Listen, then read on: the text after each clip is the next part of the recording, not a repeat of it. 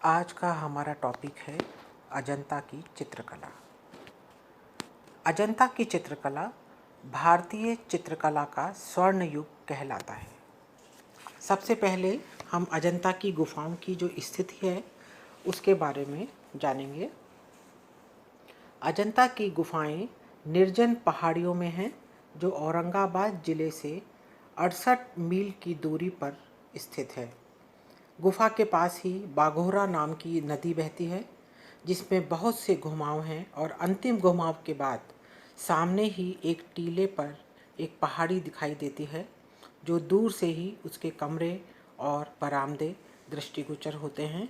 ये ही हमारी अजंता की गुफाएं हैं जिनके चारों ओर प्राकृतिक सौंदर्य बिखरा पड़ा है और इसी सौंदर्य ने संभवतया कलाकारों को कला साधना के लिए प्रेरित किया होगा।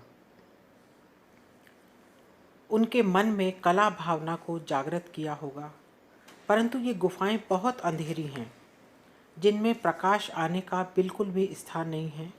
एक के पास दूसरी गुफाएं हैं। आश्चर्य है कि इतने अधिक अंधेरे में उन कलाकारों ने किस प्रकार इतनी सुंदर बारीकी से काम किया होगा। इन्हें देखकर भिन्न भिन्न विचार मन में आते हैं। संभव है कि कलाकारों में कोई दैवीय प्रतिभा होगी या कोई मशाल जलाकर या तेज धूप में शीशे के सहारे से रोशनी करके पेंटिंग बनाई होगी। आखिर ये कलाकार कौन थे जिन्होंने इतनी सुंदर पेंटिंग बनाई? इसके लिए कहा जाता है कि ये बौद्ध भिक्षुक थे जिन लोगों ने अपनी तपस्या के लिए ऐसे प्राकृतिक सौंदर्य में निर्जन स्थान को चुना हो और आध्यात्मिक दृष्टि से चित्र बनाए हों। या यह भी हो सकता है कि उन गुफा में प्रकृति के सौंदर्य को परिलक्षित कर उसने और भी चारुता लाने के लिए गुफाओं को चित्रित करने के लिए सोचा हो। अजंता की गुफाओं की संख्या 29 है।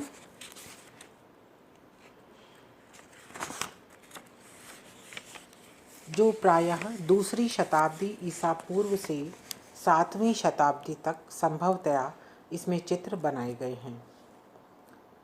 यहाँ 2 प्रकार की गुफाएं पाई जाती हैं, चैत्य और विहार। चैत्य में हम स्तूप आदि को ले सकते हैं जहाँ बौद्ध भिक्षु स्तूप बनाकर स्तूप की पूजा करते थे और उन गुफाओं में स्तूप के अंदर बुद्ध के अवशेष रखकर चारों तरफ परिक्रमा लगाते थे। दूसरे प्रकार की गुफाएं विहार गुफाएं हैं जिनमें बौद्ध भिक्षु रहते थे, साथ ही अध्ययन भी करते थे। परंतु दोनों ही प्रकार की गुफाओं में चित्र बने हैं, लेकिन उन चित्रों को ठीक प्रकार से सुरक्षित न रखने से अधिकांशतः नष्ट हो गए हैं। मात्र अवशेष ही प्राप्त होते हैं। इन चित्रों को देखकर लगता है कि जिन कलाकारों ने इन चित्रों को बनाया है वे सांसारिक भोगी थे और सांसारिक जीवन को उन्होंने व्यतीत किया है। कहीं कहीं ऐसा लगता है कि उन्होंने धर्म के प्रचार के लिए या आत्माभिव्यक्ति के लिए या राजाओं के आश्रित रहकर उनके आदेशानुसार ये चित्र बनाए हों। अब हम अजंता की गुफाओं की खोज किस प्रकार हुई, किसने इसको सर्वप्रथम खोजा और हमारे सामने इसकी जो चित्रकारी है उसको रखा। सर्वप्रथम 1824 में जेम्स फर्ग्यूसन ने अजंता का वर्णन लिखकर एक लेखा प्रकाशित करवाया और अजंता की गुफाओं की ओर कला प्रेमियों का ध्यान आकर्षित किया। उसके बाद 1915 में इंग्लैंड की प्रसिद्ध कलाकार लेडी हैरिंगम कई भारतीय कलाकारों के साथ, जिसमें नंदलाल बोस भी थे, अजंता की पेंटिंग की नकल करने गई। इसके साथ ही बाद में इन गुफाओं को सुरक्षित रूप देने के लिए पुरातत्व विभाग के हाथों में इनको सौंप दिया गया। उसके बाद अन्य कलाकारों को नियुक्त किया गया जिन्होंने यहाँ के समस्त चित्रों की प्रतिलिपि के साथ एक सुरक्षित रखने का दायित्व भी अपने हाथ में ले लिया।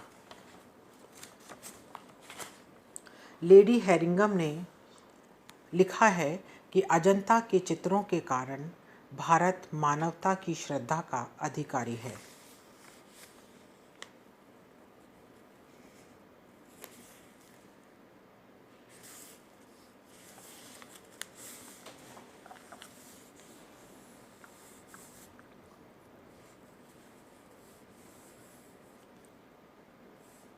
यहाँ की गुफाओं में हीनयान और महायान दोनों मतों से संबंधित कलाकृतियाँ और स्तूप प्राप्त होते हैं।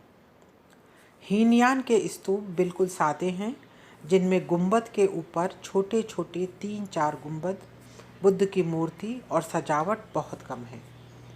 इस प्रकार की 8वीं, 9वीं, 10वीं, 12वीं और 13वीं गुफा मिलती है। इन गुफाओं में प्रतीकात्मक चिन्हों को भी कहीं कहीं बनाया गया है। महायान स्तूपों में बुद्ध की खड़ी व लंबी मूर्ति मिलती है। अजंता की गुफा चित्रकला, मूर्तिकला और स्थापत्य कला तीनों ही दृष्टि से बहुत प्रशंसनीय है। इन गुफाओं में चित्र मुख्यतः बुद्ध की गाथाओं से संबंधित जातक कथाओं के मिलते हैं।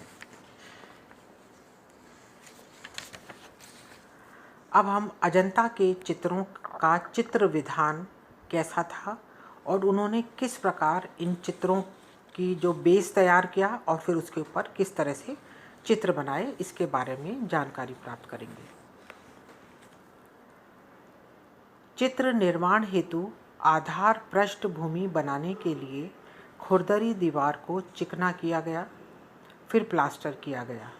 इसके लिए गोबर, मिट्टी, पत्थर का चूना व धान की भूसी, इस सभी चीज़ों का तथा कभी कभी वनस्पतियों के छिलकों को भी इसमें मिलाया गया।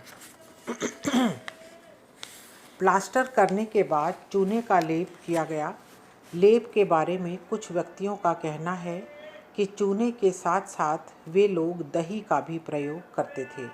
फिर लेप करने के बाद शंख या सीप से घिस कर चिकना करते थे। उसके बाद चित्र की आउटलाइन लाल रंग से करके उसके ऊपर दूसरे रंग भरते थे।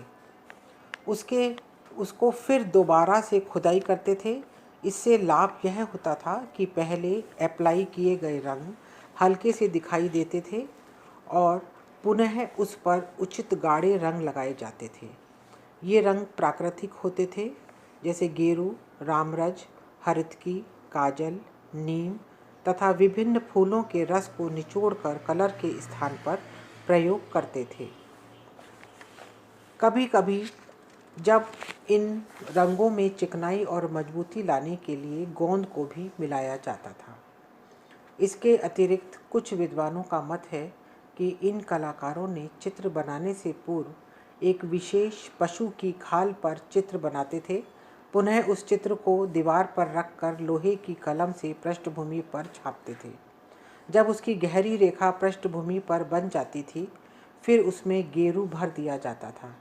दूसरी तरफ कुछ व्यक्तियों का कहना है कि छापने की उन्हें कोई ज़रूरत नहीं होती थी, वरन उनमें इतनी क्षमता थी कि मूल आकृति को दीवार पर डायरेक्ट ही बनाने की क्षमता रखते थे। इसके साथ ही कहीं कहीं इन चित्रों की लाइनिंग में करेक्शन करने के लिए काले रंग का प्रयोग भी करते थे। D.P. धूलिया का मत है कि अजंता की पेंटिंग को हम फ्रेस्को बोलते थे। वास्तव में उनकी टेक्निक की दृष्टि से देखा जाए तो ना ही यह फ्रेस्को है और ना ही टेम्परा है, अपितु दोनों ही टेक्निक का एक मिश्रित रूप है। इसलिए दोनों का मिश्रित रूप होने के कारण इनको म्यूरल पेंटिंग कहा गया।